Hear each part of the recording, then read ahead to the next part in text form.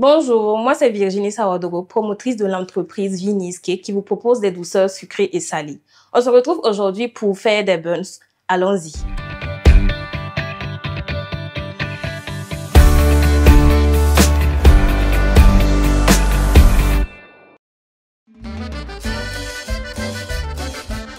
Les buns, ce sont des pains briochés, farcis soit au poulet, soit à la viande hachée, soit au jambon. C'est le fait de mettre quelque chose à l'intérieur qui donne l'appellation buns.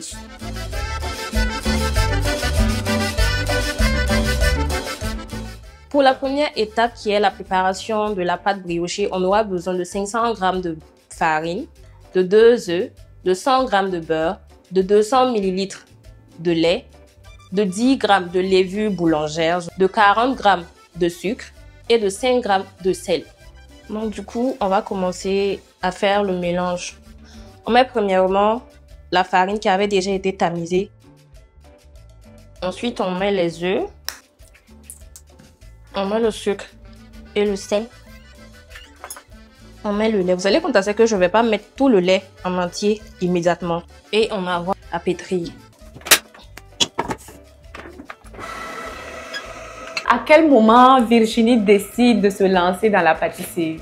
Quand j'ai eu le bac, en première année, que j'ai commencé à proposer les gâteaux d'anniversaire aux gens, en plus des pastels et des mignardis salés que je faisais. Même après la licence, je ne me suis pas arrêtée. Je suis partie au Mali, mais j'ai toujours continué là-bas à proposer ce que je pouvais, toujours dans le cadre du sucré et salé, à ceux que je connaissais là-bas et de proposer aussi dans certaines boutiques et les alimentations qui étaient là-bas. Aujourd'hui, comment va Virginie Cake? Je veux dire que Virginie Cake va mieux qu'hier. C'est très loin de là où est-ce que je vais arriver, mais ça va mieux qu'hier en tout cas. Maintenant qu'on voit que tous les ingrédients se sont mis ensemble, on peut ajouter maintenant le beurre et remettre à pétrir.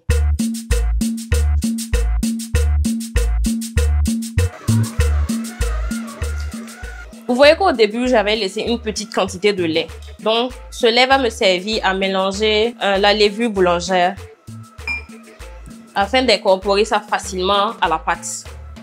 Donc, c'est la partie où je vais mettre le reste de lait et la levure à la pâte.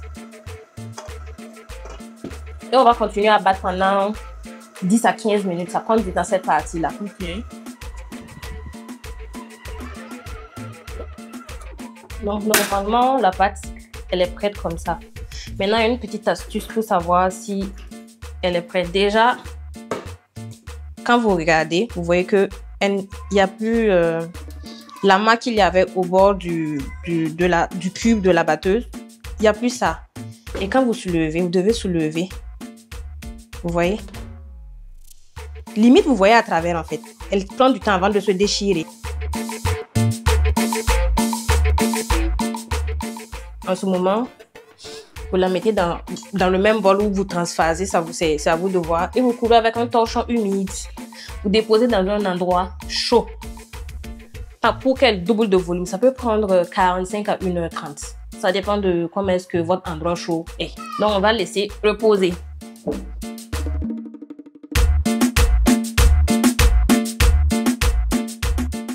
On va passer à la préparation de la garniture. Pour la garniture des buns, on peut mettre du poulet ou de la viande hachée. Mais moi, j'ai opté pour la viande hachée pour cette fois-ci.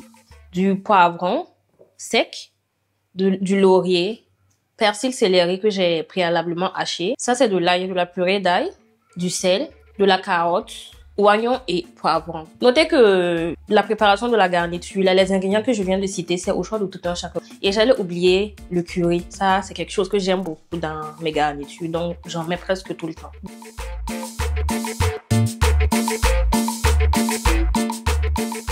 Pour faire la béchamel, on aura besoin de 25 g de farine, 25 g de beurre et 300 ml de lait. On aura besoin forcément du sel et de la noix de muscade qui n'est pas obligatoire, mais je vous conseille fortement d'utiliser la noix de muscade parce que ça donne un goût vraiment agréable à la béchamel. Maintenant, on va passer à la cuisine pour faire l'assemblage.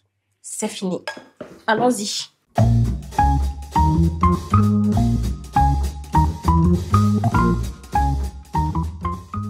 Bon, maintenant que tous les éléments sont réunis, nous allons passer à l'assemblage avec la mozzarella, la farce viande hachée, la béchamel et la pâte qui a levé. Ok.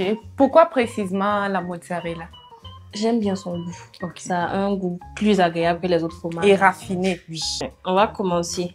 Je mesure d'abord. Donc, je vais faire des pâtons de 120 grammes.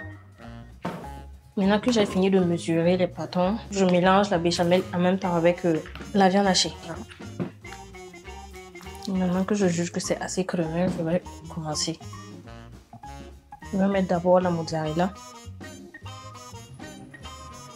Je mets la farce.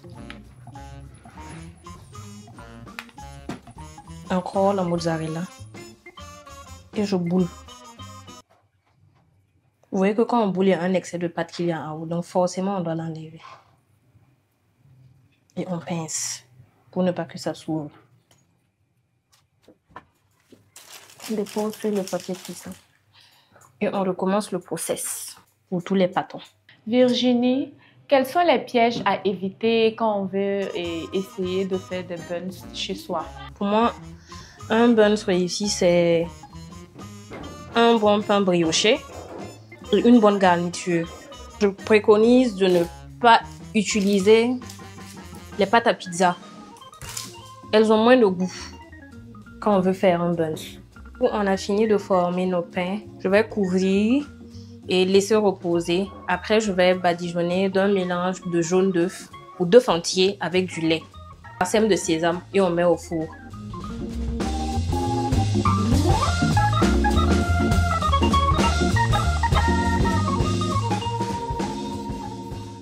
Donc, du coup, nos buns sont prêts. Après 25 minutes au four, je vais essayer d'ouvrir pour vous montrer l'intérieur.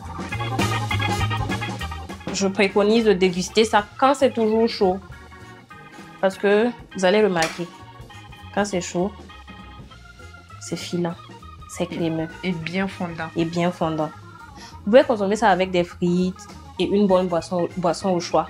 Et avec du yaourt aussi, c'est possible. Donc, bon appétit. Ben voilà, nos buns faits par Virginie sont prêts et on va goûter. C'est la partie que moi, Aïcha, j'adore. C'est super bon. L'extérieur est croustillant. Et puis, voilà, c'est bien fondant à l'intérieur. C'est trop bon. N'hésitez pas à essayer cette recette chez vous. Vous allez épater tout le monde. D'ici là, on se donne rendez-vous pour d'autres recettes.